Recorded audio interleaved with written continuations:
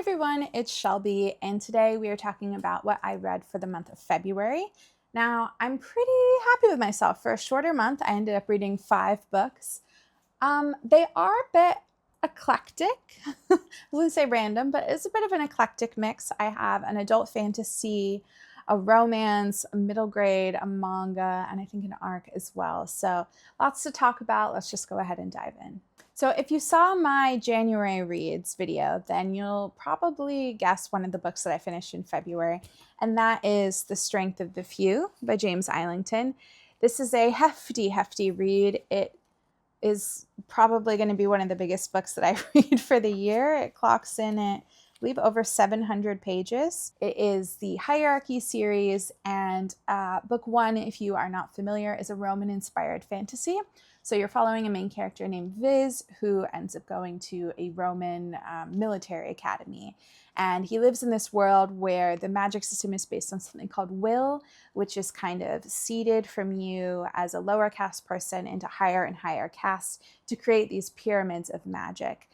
So there's definitely, we're looking at some different class systems here, and Viz is basically a pawn. He's being used. The person who's taken him in and sent him to the academy wants him to investigate the death of his brother. The principal of the school also wants Viz to kind of be out and doing his own bidding. There's a rebel group interested in using him. And so Viz is really having to make a lot of decisions about who he trusts and kind of the stories that he wants to tell. And he's weaving a lot of webs. And I will say book 1 is fantastic, but what makes it so good and 5 stars is the ending. It's probably one of the best cliffhangers and like just what the heck did I just read endings I've read in a very long time. And so going into book 2, I can't really tell you a lot about it without spoiling it. I will say it is one of those books where we're following 3 different POVs, and we're also in 3 different locations, which is a bit different from book 1. And I will say it's a brilliant character study. I think we're getting to see, without saying too much, just kind of what happens in like a nature versus nurture situation, I think is maybe how I want to describe it. Like, I can't say anything without spoiling it, but it's very good. I loved all of the settings. I think it's hard when you're following different POVs in a book to like all of them. Like, I feel like at some point you're going to run up against one where you're like, ugh, I don't really want to read what you're going through right now. Like, we just left someone else more interesting. And I didn't really experience that in this book. Like, I genuinely was very fascinated in what was going on in every single instance. I will say there is a character death in this book that I found unnecessary. It didn't really add anything to the story. I don't really know why we had to do that. It felt like it came out of left field, and that I don't love so much. But that's really my only main criticism. I do want to say one thing that's like kind of spoilery. So if you haven't finished this, please go ahead and skip ahead, but I'll be very quick. And that is this whole zombie thing that's happening, and the ending where we're like bringing back characters that Viz has already lost and mourned, and now we're back, but like not really because they're still dead. I don't really know what we're doing with that, and it feels very superhero-y where it's like, oh no, Superman died, but like it's fine, he'll just be brought back, so it doesn't really matter. I feel like it makes the deaths a little less impactful. So I do sort of hope that we get to see more of what that's going to start looking like in book 3, because yeah, I don't really know what we're doing with that. That was my only other critique, I would say. Otherwise, it was a 5-star read for me. I'm so excited for the next book. I know we're not getting it for a while, but I thought it was fantastic. Definitely recommend. The next book that I read in February was an arc that I was very graciously approved for on NetGalley. It's by Autumn K. England, and it's called, I believe, The Field Guide for the Formerly Villainous. And honestly, I kind of just went on like a NetGalley binge and requested a bunch of stuff in the assumption that I was not going to get approved for them all. And like always happens, I was then approved for them all. And I was like, okay, I don't know what to read first.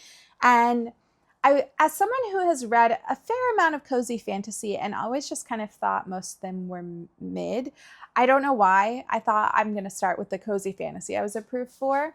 but that is what I ended up going with. So in this story, you're following a character named Oakland Nettlewood, I believe, and you're kind of picking up at the start of a new life for him. He has been living his life in a cult for many years and was mind controlled by like the evil leader of the cult. And so to say that they have some trauma is an understatement. But they've decided to take the little money that they have and buy a farm in like a cozy little small town and to start their life over as a farmer. And, naturally, they don't want to tell anyone about their past. And so they're very hesitant to kind of form relationships with people because they don't really know what to tell them. Like, oh, sorry, I was in a cult and I like killed people under mind control. And I don't really know what I did is like not the best way to make friends. And so, yeah, you kind of pick up following their journey. And very early on, I think in the first chapter of the book, Oakland finds out that their house is also haunted by an old grandma, basically. And she really wants Oakland to take good care of her farm and to make sure that they learn how to do things that they need to support themselves and the town and the village. I actually requested this mostly because it said that it was like Stardew Valley meets Studio Ghibli. And I am like the biggest Stardew Valley fan.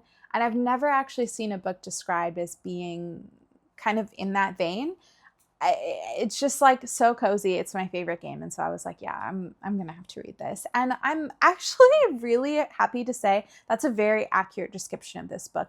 You get a lot of the cozy farm life, tending to crops, attending markets, selling things. There's like a magical bakery with baked goods. Like you're getting a lot of that like small town, learning about other people in the village vibes. But then you're also getting this kind of darker side of the magic and, Oakland's history in the cult and that sort of more nefarious, I guess, Studio Ghibli like through line throughout the story. I actually cried a couple times in this book. I was not expecting to. Oakland really has to work through quite a lot of trauma, as do some of the other characters. And yeah, honestly, I can't recommend it enough. I think it would be a great like a spring or summer read. And if you just want to like, I don't know, have some nice healing and also just read about a lovely little farm, then I definitely recommend. The next book that I picked up was it might seem like a little bit of a random one, but I am a horse girl through and through. I used to have a horse. I love riding. I really miss riding. And I'm kind of on a mission to find any sort of like fantasy horse girl books. So first of all, if you have any recommendations, please let me know. I would love to do a video recommendation around this topic because, horse girls deserve good magical books too. But this is the middle grade book that I read. It's by Rachel King and it's called Grimmelings. And honestly, I picked it up because the cover has a really beautiful illustration on the front of a girl with like a horse behind her. And there's some mysterious lighting going on. And I just thought it looked really cool. And the story opens with Ella, who's a girl who lives on like a ranch. They give riding lessons to other people in town or who are visiting. And she has her own horse and she has to help her mom and her grandma and her sister take care of their horses. And it opens with this young boy who is bullying her and her sister, basically. And Ella kind of wishing that he would disappear or wishing that something bad would happen to him and like cursing him. And the boy ends up going missing. And so you end up following the town as they're kind of trying to figure out what happened to the boy and hunt him down in the first like 24, 48 hours. And alongside this, there's a couple other weird things happening. So I will say it's actually kind of a creepy book. Like for a 9 to 12 book, I did not read this at night a couple times because it was a little creepy. But there's a missing boy. There's a new mysterious boy who shows up, and you can automatically tell like something is so not right with him. He's just got like weird kind of uncanny valley vibes. Like he's like, I don't know. You'll see if you read it. It's just a bit strange. And Ella also has a horse named Magpie who really only responds to her. Like that is her horse through and through. And some weird things start happening with their horse. They start seeing a mysterious black horse, this like giant horse, as kind of a phantom on the farm. And all of this is tied back to the main boy who goes missing and to Ella. Yeah, it's a bit of a weird sell. It's kind of a strange story. This is a little spoilery, but if you're interested in mythology, Scottish mythology like Kelpies, this is a great one to read. They do feature it in the story a little bit.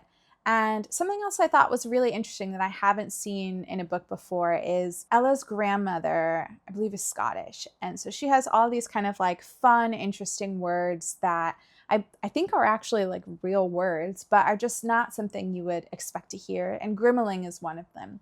And each chapter opens with one or two of those words, and it kind of looks like a little torn out piece of paper, and it tells you the word and the definition. And then you kind of get throughout the chapter, you see the significance of that word or how it's used. And I just thought that was like really interesting. You get to learn some like fun new little glimmer words on top of this already like very interesting story. So yeah, I would definitely recommend it. Again, if you're a horse girl, if you're a fantasy girl, and I'm using the word girl in like a gender neutral sense. If you like horses, if you like fantasy, if you like a bit of a mystery, I would definitely check out Grimmelings. Okay, so next I ended up dipping into a romance. And this was a weird one for me because I actually tried to read this book about a year or two ago and got about a third of the way through it and was just like, I don't get what people are liking about this book. I'm not enjoying it. And I just was not in the right headspace. So I ended up DNFing it. And I don't know why, I just suddenly felt called to read it again, but I ended up getting it on my e-reader and I sobbed throughout this book. I loved this book. I'm hoping to go and buy a physical copy soon because I know I'm going to want to reread it. And that is Dead Romantics by Ashley Poston. So this is a story, I was trying to explain the plot to my partner and they were just like, it's a bit weird. So in the Dead Romantics, you're following our main character, Florence, and she is a ghostwriter for a very, very popular romance author. And she has been through a recent, pretty terrible, traumatic breakup and doesn't really believe in romance anymore. So she is not able to finish the manuscript that she is due to turn in. And she ends up getting a new editor and having to go into their office in like chapter 1 and explain that she does not have the manuscript that is due. And basically they're like, look, I need this tomorrow. There's kind of no options. And so she panics. She ends up going out for a fun night because she's so stressed. Her friend drags her out and something kind of crazy happens. And you end up finding out, parallel to the crazy that happens, something also traumatic happens in her family. And so she ends up having to go back home. And her childhood was interesting. Florence grew up in a family where they owned a funeral home. And so, you know, a little bit creepy, a little spooky. They lived in like a weird old Victorian house that everyone thought was haunted. And on top of that, Florence and her dad both can talk to and see ghosts. So you find out that when Florence was really young, that something happened where she was able to help a ghost solve their own murder. And as a result of that, the town either thought she had something to do with it, even though she was 13, or she was crazy and lying and like, you know, wanting attention. And so she kind of gets run out of town later in life. So her having to return back for this, you know, family tragedy is, you know, not something that she wants to do. She's still getting over her breakup. She doesn't know what she's going to do with her deadline. And things are just, they're crazy. She may or may not end up running into a very hot ghost at her parents' funeral house. And so, yeah, I don't really know how else to describe it. It is a romance for sure. But it's also a story about dealing with the death of a loved one and grief and sort of coming out of a manipulative and I would say pretty abusive relationship with a partner who just like never took her seriously, didn't respect her dreams, ended up doing terrible things to her and hurting her career. And so you're getting a lot of personal healing as well as, you know, like the side of like fluttery romance. So yeah, I loved this. I'm so glad that I went back and revisited it. It was the perfect time. And now I really want to read everything else that Ashley Poston has read because I just thought this was brilliant. The last book that I read in February was very short and sweet. It's a manga, so I ended the month pretty well. And that is Fierin Beyond Journey's End Volume 2. I read Volume 1 last month and I really enjoyed it. And I'm glad I picked this up. It is still like a cozy little manga. You're following an elven mage. And in volume 1, she is just ending a 10-year journey with a group of adventurers that they've been on this long quest, and now they're all starting to part ways. And our main character, Fiorin, basically has eternal life, and so she really sees time a lot differently from others. And you're kind of dealing with her popping back into the lives of these characters many years later, once they've aged and they've changed and grown, and she's kind of the same. And what that looks like, she ends up taking on an apprentice who is, really eager to learn magic, but also is very aware of how short her time is on this planet, while Fiorin is just kind of like, off flitting about doing, like cleaning up, the remnants of a landslide in a town for like 2 years. Cause she's like, well, the people need help. And what else am I going to do? And her apprentice is like, I have a life to live and things I want to learn and get done. Can we please stop spending so much time on these, like, supposedly frivolous things? And so that's really the dynamic you're getting throughout this story. You do get a new character who is the apprentice of an old friend of Fiorin's, who ends up coming in and joining them in volume 2. And I really like that added dynamic. He's funny. He's not really what you expect when you first run into him. And I like that him and Fiorin's apprentice kind of have this bond and get to kind of like look at Fiorin in the corner and be like, she is so weird, right? Like, we gotta move things along. We gotta get things going. But I really enjoyed volume 2. I think it was great. I'm excited to see where we keep going. There's quite a few volumes out already, and I know that there is also the TV show. Again, as always, if you have any recommendations for other manga, kind of like this, or like Witch Hat Atelier, or if you've seen the anime Nan Nan Biore, that is, I hope that's how you say it, that is one of my all-time favorite animes. I also love Wolf Children. If you have anything in that realm, please tell me. I am dying for new, like, cozy, beautifully animated shows. So that is everything that I read for February. Again, I was very pleasantly surprised. I really enjoyed everything I read.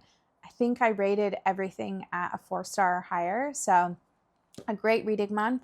I do sort of have a spring TBR that I might make a video on later that I'm considering. I'm a really big mood reader, and so I'm hesitant to make a TBR because I find that once I make it, my brain views it as homework, and then I'm kind of like, oh, I don't want to read those books, even though I'm literally the one that picked them out. So we'll see about that. But I do want to share a couple of books that I have either purchased or been sent recently that I'm very excited about. This is going to be pretty quick fire because, to be honest, I don't know a huge amount about some of them, but I just kind of want to share them. And if you've read them and loved them and you want me to read them ASAP, please tell me. So the first book is from DAW Books, which is an imprint of Astra Publishing House, which I've not heard of before. But this is a copy that I was given at work, and it is by Sophie Burnham, and it is called Sargassa.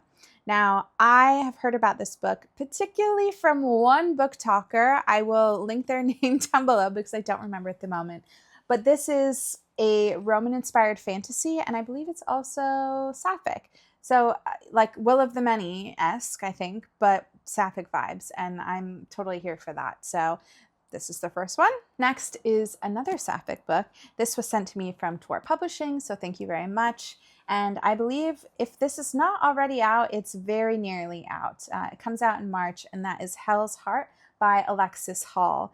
So I requested to be sent this arc because it's sold. It literally says on the front cover, Sapphic Moby Dick in Space. And that's just probably the weirdest tagline I've ever heard for a book. And it also has this like incredible neon weird cover. So that's pretty much all I know about it, but I'm very excited. Again, I think it's already out, so you should be able to grab this in stores now. Then I went ahead and picked up this book called To Bargain with Mortals by R.A. Basu. Now, again, I sound like a broken record. I don't really know a lot about this book, but it sounded interesting, and I love any sort of fantasy world that is not Western and white and Eurocentric, and I believe this is Indian inspired, so I'm very excited to get to this. I think I might save this for the summer for myself. In a similar vein to that, this is a South Asian fantasy, the next one that I purchased. This is called The First Binding by R.R. Virdi. And I read the back of this and it kind of gave me Name of the Wind vibes. I haven't read it, so I don't know if that's accurate. I'm also a little salty about Name of the Wind because if you know, Patrick Rothfuss is just never, ever going to finish that series, and it's one of the greatest fantasy books I've ever read. So a little disappointing. Maybe this author will be able to land the plane better than Rothfuss does. But again, it sounds like you're following a storyteller or a bard who's kind of on the run and ends up unleashing a great evil, and they're telling you their story. So it's kind of like you are left to be the judge as to how you feel about what happened. So I'm excited. Again, I really like the cover. I think it's very beautiful cover art. And again, I might save this for the summer. We'll see. The next one I picked up is a sequel to, I believe, The Stardust Thief is the first one, and this is called The Ashfire King. This is by Chelsea Abdullah, and this starts off as a kind of Egyptian, Middle Eastern inspired fantasy. You're following a woman who I believe is like an artifact hunter and reseller, and she gets brought in on this quest by a king to go and find this like grand magical artifact. I think he threatens her with death, and he sends her off with one of his sons to go on this quest. And there's djinn involved, there's magic. The first book is a very like classic kind of fantasy quest line. Like, you know, the band gets themselves together for the first time, they go off, they have, you know, 3 trials or whatever they have to go through. So it felt fairly standard in that sense, but I thought the characters were fun. I really liked the world. I am a total sucker for any sort of like Middle Eastern fantasy, so I definitely want to get to this soon, particularly before I forget any more details about what happened in book 1. Okay, then I have another arc. Let me see here. I believe this is from HarperCollins. Yes, it is HarperCollins. And this is Queen of Faces by Petra Lord. This is not the final cover, so just keep that in mind. But it does have very beautiful cover art. And I was drawn to this one because I think it's YA. And I think you're in a world where there's like fantasy where you can take on different faces and change your body. And so you can also change genders. And you end up with a character who I think their body is dying and they have to sort of find a new one to live in. And that's really all I know. I've seen a couple of interesting interviews with Petra Lord themselves, and I think it's going to have great queer representation and sort of explore some things I haven't really seen in a fantasy, especially not a YA fantasy before. So I'm very excited for that one. The last book that I want to share is just the most beautiful cover art I've seen. And this is The Poet Empress by Shen Tao. I mean, look at that. That's stunning. I'll definitely be displaying this on my shelf. I don't know a lot about it. I think it has to do with poetry magic, which sounds very cool, very unique and interesting. It is an Eastern fantasy. I'm assuming that there's going to be dragons involved, and I'm really excited to get to this one. All right, that's it. I don't want to talk about any more books today. You've heard enough. If you read any of these and have enjoyed them or have other recommendations, please let me know. As always, I would really appreciate if you would like and subscribe. I'm hoping to be coming out with about 2 or 3 videos a month, maybe more. But that's kind of the cadence for now. And yeah, I hope I will see you all soon. Thank you so much. Bye.